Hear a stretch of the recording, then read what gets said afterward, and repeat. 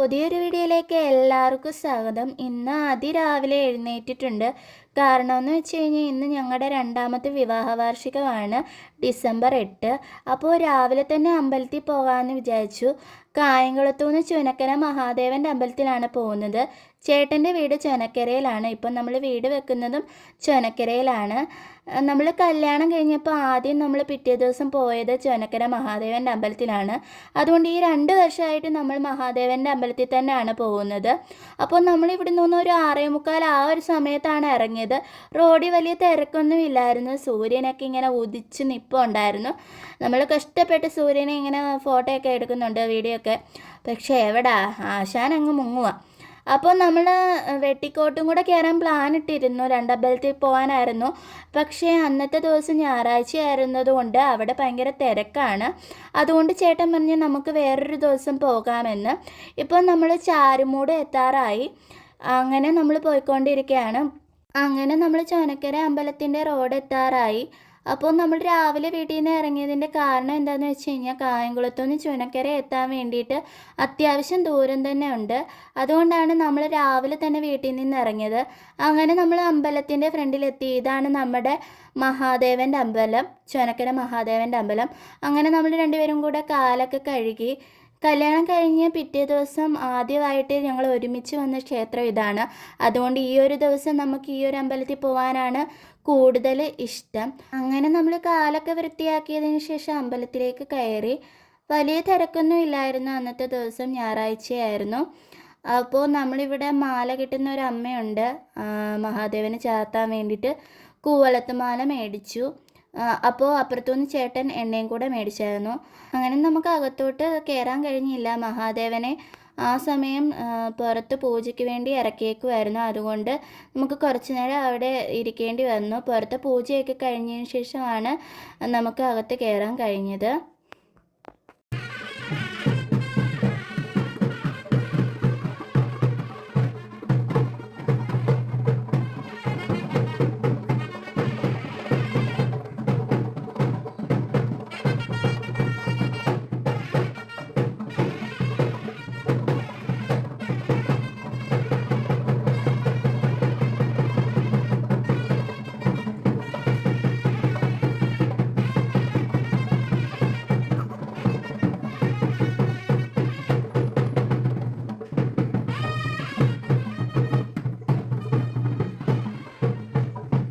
അങ്ങനെ പുറത്ത് പൂജയൊക്കെ കഴിഞ്ഞ് വന്നപ്പോഴത്തേക്കും നമുക്ക് അകത്ത് കയറി നന്നായിട്ട് തൊഴുത് ഇറങ്ങിയപ്പോഴത്തേക്കും നമുക്ക് പ്രസാദം കിട്ടി.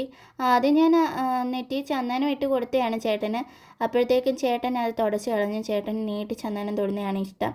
അങ്ങനെ ചന്ദനമൊക്കെ തൊട്ട് നമ്മൾ നമ്മുടെ ആലിൻ്റെ ചുവട്ടിൽ വന്നിരിക്കുകയാണ്. അന്നേരം ചേട്ടൻ വീഡിയോ എടുത്തുകൊണ്ട് ഇരുന്നപ്പോൾ കോട്ടിയൊക്കെ കാണിക്കും. ഞാൻ പറഞ്ഞു കോട്ടിയൊക്കെ കാണിക്കാതെ ആൾക്കാർ വിചാരിക്കും വട്ടാന്ന്.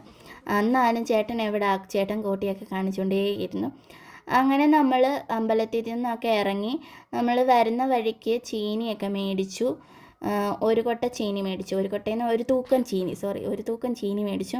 അങ്ങനെ നമ്മൾ ചോനക്കരയിൽ തന്നെ വീട്ടിൽ തന്നെ പോത്ത് വെട്ടുന്നിടമുണ്ട്. അപ്പോൾ അവിടെ കയറി നമ്മൾ അങ്ങോട്ട് പോകുന്നതിന് പോത്തിന് പറഞ്ഞിട്ടാണ് പോയത്. അങ്ങനെ നമ്മൾ പോത്തും മേടിച്ച് വീട്ടിലേക്ക് പോവുകയാണ്. വീട്ടിൽ ചെന്നപ്പോഴത്തേക്കും പാലപ്പവും മുട്ടക്കറിയും ഉണ്ടായിരുന്നു. അങ്ങനെ അതും കൂട്ടി കഴിച്ച് ഉച്ചയൊക്കെ ആയപ്പോഴത്തേക്കും നമ്മൾ കേക്ക് മേടിക്കാൻ വേണ്ടി ഇറങ്ങി. കായംകുളത്ത് പോയാണ് നമ്മൾ കേക്ക് മേടിച്ചത്. ആദ്യം പോയത് MKയിലാണ്. അവിടെ ചെന്നപ്പോഴത്തേക്കും അവിടെയും പോയി നോക്കി. പിന്നെ ബ്രൂഫിയെ പോയി നോക്കിയപ്പോഴത്തേക്കും കേക്ക് കുറവായിരുന്നു അന്നത്തെ ദിവസം. അതുകൊണ്ട് നമ്മൾ ആദ്യം ചെന്ന കടയിൽ തന്നെ നമ്മൾ തിരിച്ചു ചെന്നു.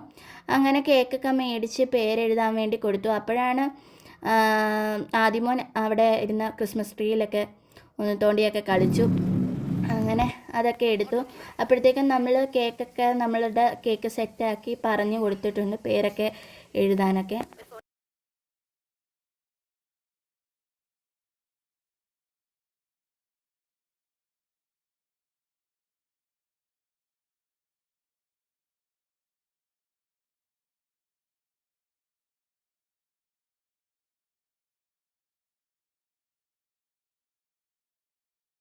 അങ്ങനെ നമ്മൾ കേക്ക് എഴുതിയതെല്ലാം മേടിച്ചുകൊണ്ട് നമ്മൾ തിരിച്ച് കടയിൽ നിന്ന് വീട്ടിലേക്ക് പോവുകയാണ്.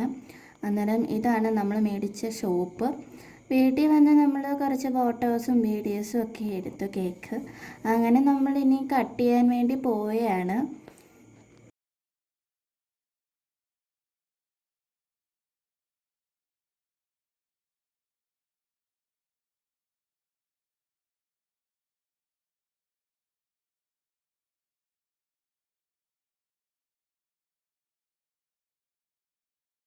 കേക്ക് മുറിയൊക്കെ കഴിഞ്ഞപ്പോഴത്തേക്ക് നമുക്ക് ഉച്ചക്കത്തേക്കുള്ള ആഹാരം കഴിക്കാൻ പോവാണ്.